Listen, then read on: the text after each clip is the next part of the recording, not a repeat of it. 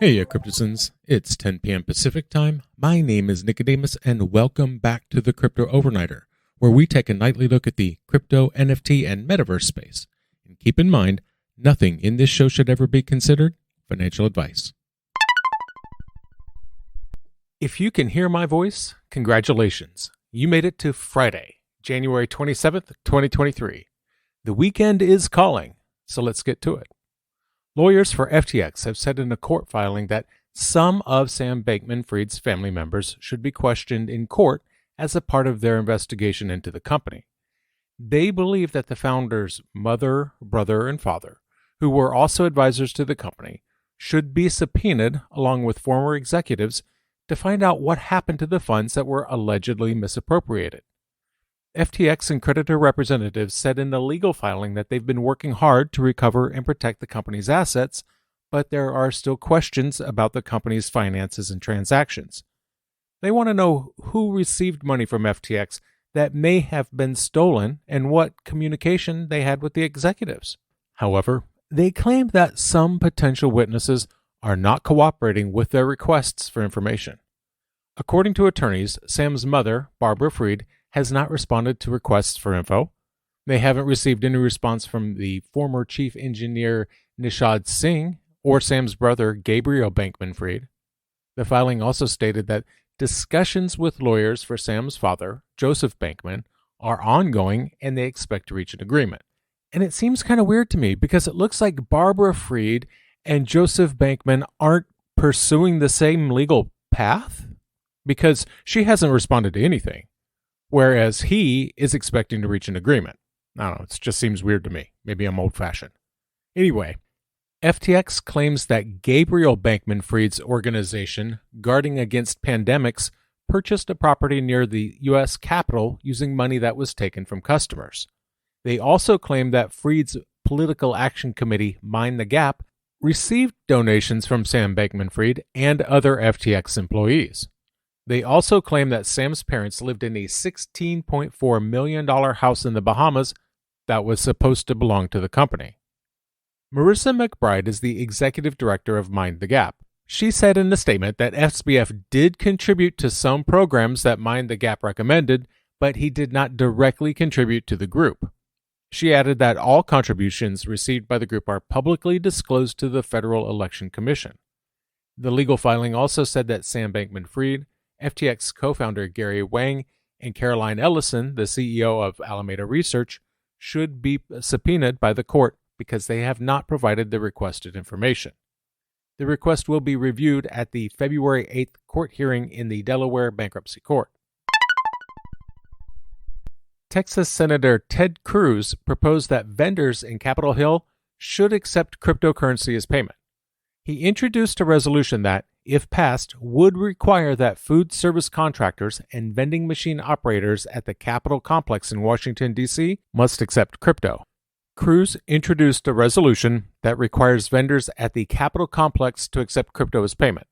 Now, the text of the resolution is not currently available, and Cruz's representatives did not respond to a request for comment. Cruz is a supporter of the crypto industry and has advocated for Texas to become a hub of Bitcoin and crypto. He also believes that members of Congress should be more informed about crypto and has publicly disclosed his own holdings. Two Democratic senators, Elizabeth Warren and Ron Wyden, they're questioning the credibility of a government audit overseer in the wake of FTX's implosion. They want the Public Company Accounting Oversight Board to maintain high standards for audit firms. Warren and Wyden sent a letter to PCAOB, and in that letter, they raised concerns about questionable accounting practices in the crypto industry. They want the board to ensure accountability and ask if they will commit to evaluate and publicly report on auditors that provided services for any crypto company acting as a broker-dealer, even if the firm was not registered with the SEC. Warren and Wyden expect a response by February 8th. Now, they have criticized some of the large accounting firms for failing to find abnormalities at FTX. They also criticized the proof of reserves examinations done by crypto firms, saying that they fall short and are not overseen by the PCAOB. Now, the board is responsible for overseeing the audits of public companies and also for brokers and dealers registered with the SEC. And apparently, fake audits are a thing because the senators wrote in the letter that when PCAOB registered auditors perform fake audits, it harms the credibility of the board and erodes the trust in those auditors that investors and the public rely upon when making investment decisions. Wendy Rogers is a senator in the state of Arizona. She made proposals for new laws about digital currency, including a proposal to make Bitcoin an official form of payment in Arizona. She stated in a tweet that Bitcoin is the best performing asset in the world and that she has introduced several new crypto-related laws. Rogers' bill would make Bitcoin an official form of payment similar to the US dollar. If passed, Bitcoin would be accepted for paying debts, taxes, and other charges. This bill was introduced in 2022 but did not pass. Rogers continues to support Bitcoin and has spoken out against the central bank's control of money. She has said that decentralized Bitcoin is freedom, while centralized digital money controlled by banks is slavery. Rogers has also proposed a bill that would make digital currencies tax-free. If this bill is approved, voters in the state would have the chance to decide in 2024 if they want to accept certain types of digital currencies from taxes. El Salvador made Bitcoin legal tender in 2021. This has been beneficial for the country's economy as it has seen an increase in tourism. In the first half of 2022, more than 1.1 million people visited El Salvador. Brazil and Argentina announced plans to create a new shared currency on January 22nd. In response, the CEO of Coinbase, Brian Armstrong, suggested that using Bitcoin as a currency instead may be a good long-term option for both countries. U.S. Representative French Hill is the leader of a new congressional subcommittee on digital assets. This subcommittee wants to make sure that the U.S. is a good place for financial technology and blockchain innovation. Hill spoke about this during an appearance on Squawk Box on January 26th. The subcommittee was formed on January 12th to make sure that everyone has a fair chance in the digital asset industry. The group is called the Financial Services Subcommittee on Digital Assets, Financial Technology, and Inclusion.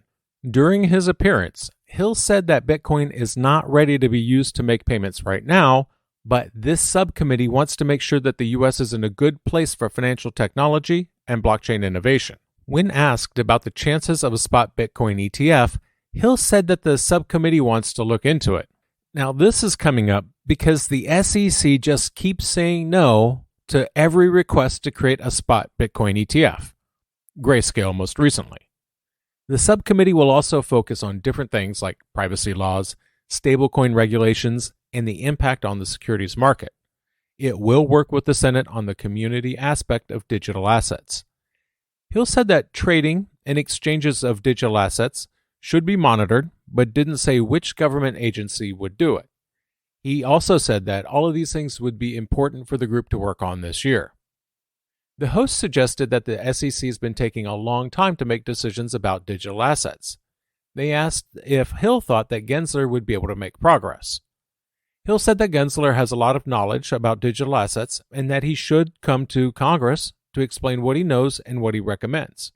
Hill also said that there were many challenges for investors and consumers last year, and it would be good to know what Gensler was doing at the time. Some senators have accused the SEC of being too strict when it comes to digital assets. Speaking of the SEC, they're investigating to see if investment advisors are following the rules for keeping clients' crypto assets safe. This investigation increased after the failure of FTX. This comes to us from Reuters with 3 anonymous sources. The SEC has warned public companies to inform investors if they have a connection to the recent crypto market situation. They asked if companies face any risks to their business because of large amounts of crypto assets being taken out, suspended, or not being able to be withdrawn.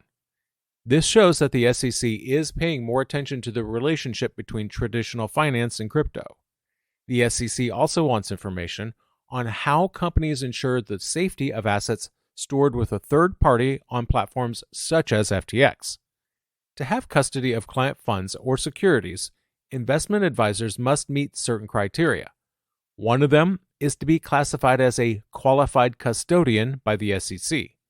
Now, qualified custodians are banks, registered broker-dealers, futures commission merchants, or foreign entities that meet SEC requirements. CFTC Commissioner Kristen Johnson suggested that the government should make new laws to have better control over the digital currency market. She made this suggestion during a talk at a conference about digital assets at Duke University. She also suggested ways for the CFTC to check the businesses that want to work with regulated entities. Johnson wants the government to give them more authority to protect consumers, prevent financial problems, and avoid conflicts of interest. They suggested that the CFTC should be able to investigate any business that wants to buy at least 10% of an exchange or a clearinghouse that is registered with the CFTC. Now, Johnson gave an example of a company we've talked about before called LedgerX.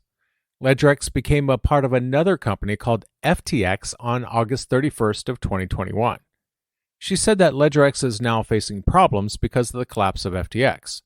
She also said that the CFTC cannot currently check a company before it buys a business and can only watch as the business is sold. She also talked about how some companies mix customer money together. She suggested that the government should make laws that make it clear that the digital currency companies must keep customer money separate. Commissioner Johnson also talked about risk management issues with the digital currency companies. She said that when a major digital currency company has problems, it can cause other companies to have problems too.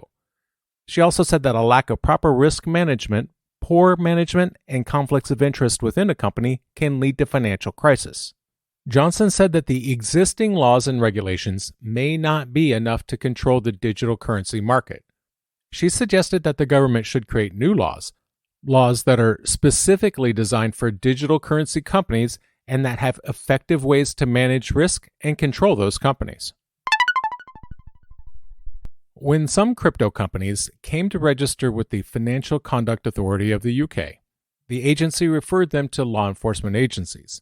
This was done in cases where the authority identified likely financial crime or direct links to organized crime. Some of those investigations are still ongoing. The FCA received 300 applications from crypto companies for approval to serve customers in the country. Only 41 companies were approved. 195 were refused or they withdrew their application. 29 were rejected for failing to meet the FCA's requirements. The FCA CEO has previously stated that the regulator's tough stance on crypto is necessary.